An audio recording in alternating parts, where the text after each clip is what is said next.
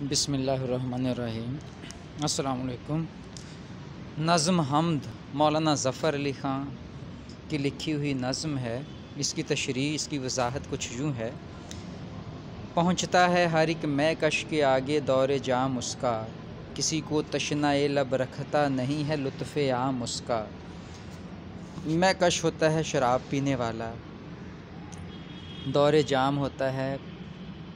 کسی تک جام پہنچ جانا، باری میں پہنچنا، گردش میں پہنچنا۔ تشنۂ لب ہوتا ہے پیاسے ہونٹ، لطف عام ہوتا ہے ہر ایک پر مہربانی، ہر ایک پر کرم۔ پہنچتا ہے ہر ایک میں کش کے آگے دور جام اس کا۔ اللہ تعالیٰ کی رحمت، اللہ تعالیٰ کی بخشش اس کے ہر اس شخص تک پہنچتی ہے جو اس کی رحمت کو پکارتا ہے، اس کی رحمت کو طلب کرتا ہے۔ جس طرح ساقی ہر اس شخص تک جام پہنچاتا ہے جسے پیاس لگی ہو یا وہ جام طلب کرے، اسی طرح اللہ تعالیٰ کی رحمت بھی ہر اس شخص تک پہنچتی ہے جو اللہ تعالیٰ کی رحمت کو طلب کرتا ہے۔ کسی کو تشنۂ لب رکھتا نہیں ہے لطف عام اس کا۔ اللہ تعالیٰ کی رحمت کسی کو بھی مایوس نہیں کرتی، اس کی رحمت، اس کی مہربانی ہر ایک کے لیے ہے۔ کسی کو جس طرح ساقی کسی کو پیاسا نہیں رہنے دیتا، خاص طور پہ جو اسے طلب کرتا ہے، اللہ تعالیٰ کی رحمت ہر ایک اس شخص کے لیے ہے، عام رحمت ہے جو اس کی رحمت کو پکارتا ہے، کیونکہ اللہ تعالیٰ 70 ماؤں سے بڑھ کر پیار کرنے والا ہے۔ اس لیے جو اس سے طلب کرتا ہے، جو اس سے بخشش طلب کرتا ہے، اللہ تعالیٰ کی رحمت اسے بخش دیتی ہے، اللہ تعالیٰ اس کے گناہ معاف کر دیتا ہے۔ دوسرا شعر ہے: گواہی دے رہی ہے اس کی یکتائی پہ ذات اس کی، دوئی کے نقش سب جھوٹے ہے سچا ایک نام اس کا۔ گواہی ہوتا شہادت، یکتا ہونا، ایک ہونا، واحد ہونا، دوئی ہوتا ہے کوئی دوسرا، نقش سب جھوٹے ہے سچا ایک نام اس کا، کہ اللہ تعالیٰ کی ذات پر، اللہ تعالیٰ کے ایک ہونے کی ہر ایک چیز گواہی دے رہی ہے، اور یہ خود ہی وہ چیز بتا رہی ہے، دوئی کے نقش سب جھوٹے، کہ کوئی اس جیسا دوسرا نہیں ہے، صرف ہے سچا ایک نام اس کا، وہی سچا ہے، وہی ایک ہے، وہی خالق ہے، وہی مالک ہے، اس جیسا کوئی اور نہیں ہے۔ تو اس شعر میں اللہ تعالیٰ کی وحدانیت کو بیان کیا گیا ہے کہ وہ وحدہ لا شریک ہے۔ قل هو اللہ احد، کہہ دو کہ اللہ ایک ہے، اور کائنات کی ہر چیز جو اس نے بنائی ہے نقش کے طور پہ ہمارے سامنے موجود ہے، وہ خود گواہ ہے کہ اس جیسی کوئی اور چیز کوئی بنا نہیں سکتا۔ اس لیے اللہ تعالیٰ کی ذات کی گواہی، اس کے ایک ہونے کی، یکتا ہوتا ہے ایک، ہر ایک چیز گواہی دے رہی ہے اور بتا رہی ہے کہ اس جیسا کوئی اور نہیں ہے۔ کوئی فرعون، نمرود، شداد یا جس نے بھی اپنے آپ کو رب کہا ہے، وہ سب جھوٹے ہیں، صرف اور صرف اللہ تعالیٰ کی ذات سچی ہے، اس میں ہی خصوصیات ہیں، اسی نے یہ کائنات پیدا کی ہے اور کائنات کی ہر چیز کو پیدا کیا ہے، جو اپنی زبان سے، اپنی تخلیق سے بتا رہی ہے کہ اسے اللہ تعالیٰ نے پیدا کیا ہے۔ شعر نمبر 3 ہے: ہر ایک ذرہ فضا کا داستاں اس کی سناتا ہے، ہر ایک جھونکا ہوا کا آ کے دیتا ہے پیام اس کا، کہ ایک ایک ذرہ جو ہے وہ یہ کہانی بیان کر رہا ہے کہ اسے پیدا کرنے والا اللہ تعالیٰ ہے، اور پھر ہر ہوا کا جھونکا جو ہے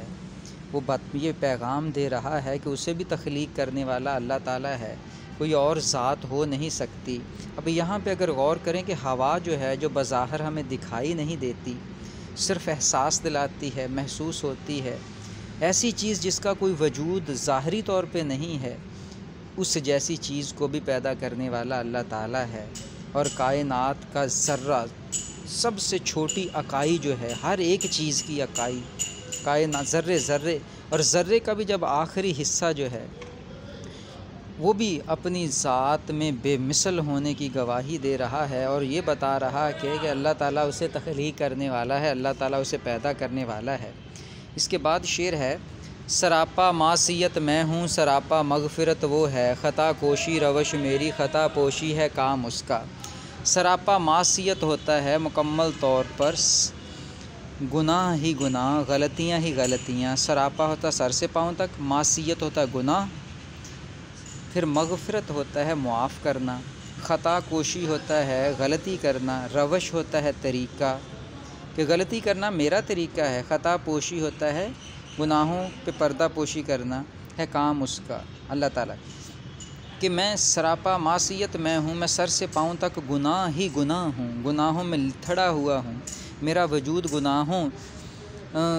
کا مجسمہ بن گیا ہے۔ سراپا مغفرت وہ ہے، لیکن اللہ تعالیٰ کی ذات مکمل طور پر رحمت ہی رحمت ہے۔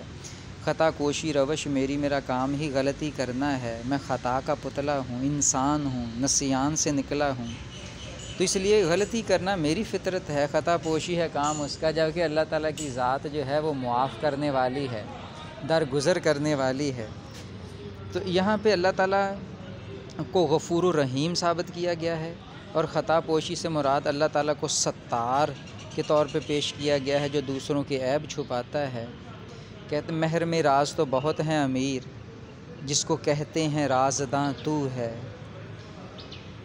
یہاں پہ پھر شعر ہے، میری افتادگی بھی میرے حق میں اس کی رحمت تھی، کہ گرتے گرتے بھی میں نے لیا دامن ہے تھام اس کا۔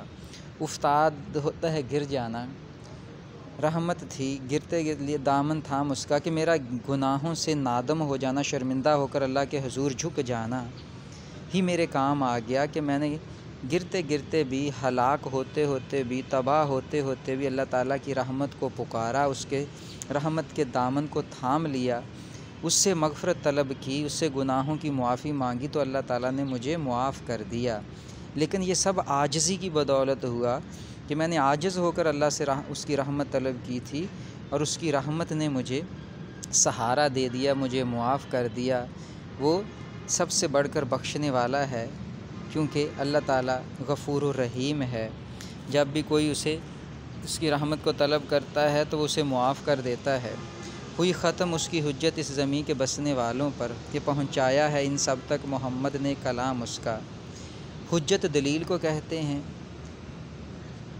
کہ نبی اکرم صلی اللہ علیہ وآلہ وسلم کے ذریعے اللہ تعالیٰ کا کلام جو ہے قرآن مجید کی صورت میں آپ صلی اللہ علیہ وآلہ وسلم نے دنیا تک پہنچا دیا، دنیا کے بسنے والے لوگوں تک پہنچا دیا، تو اس طرح اللہ تعالیٰ کی دلیل جو ہے، حجت جو ہے وہ ختم ہو گئی۔ اللہ تعالیٰ کا پیغام اب قیامت تک کے لیے ہر ایک کے پاس ہے، اور اب قیامت تک کے لیے کوئی شخص یہ نہیں کہہ سکتا کہ میں نے اللہ تعالیٰ کا پیغام نہیں سنا، مجھ تک اللہ تعالیٰ کا کلام نہیں پہنچا۔ نبی اکرم صلی اللہ علیہ وسلم کے ذریعے جو قرآن مجید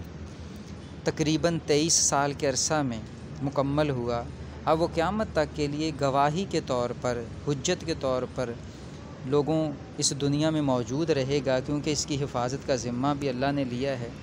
تو اس لیے اب کوئی نہیں کہہ سکتا کہ مجھ تک اللہ تعالیٰ کا پیغام نہیں پہنچا۔ آخری شعر ہے،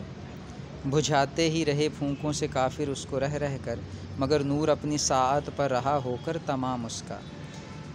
کفار نے لاکھ کوشش کی کہ اللہ تعالیٰ کے پیغام کو، قرآن مجید کو اس دنیا سے، صفحہ ہستی سے ختم کر دے، لیکن وہ ناکام رہے، مگر نور اپنی ساعت کہتے گھڑی کو وقت پر، لیکن جو اللہ تعالیٰ کا پیغام تھا وہ اپنے مقررہ وقت پر مکمل ہو کر رہا۔ اس لیے کفار اپنی کوششوں میں کامیاب نہ ہو سکے، کیونکہ اللہ تعالیٰ نے ہی اس کی حفاظت کا ذمہ لیا ہے، اور اس کی حفاظت پر وہ مامور ہے۔ قرآن مجید میں ارشاد خداوندی ہے کہ ہم نے ہی اس کو نازل کیا ہے، اور ہم ہی اس کی حفاظت کرنے والے ہیں۔ عزیز طلباء، یہ کچھ وضاحت آپ کے سامنے پیش کی گئی ہے۔ یقیناً تشریح تو بہت طویل ہوتی ہے، بہت سارے پہلو اور بھی اس کے جو بیان کیے جا سکتے ہیں، لیکن ایک عام فہم سی تشریح، سادہ سی تشریح آپ کی گوش گزار کی ہے۔ امید ہے کہ آپ اس سے استفادہ کریں گے، آپ خود بھی اسے پڑھیں، اور مزید اس کے کئی پہلو جو ہیں ان پہ غور کریں۔ سماعت کے لیے شکریہ، والسلام۔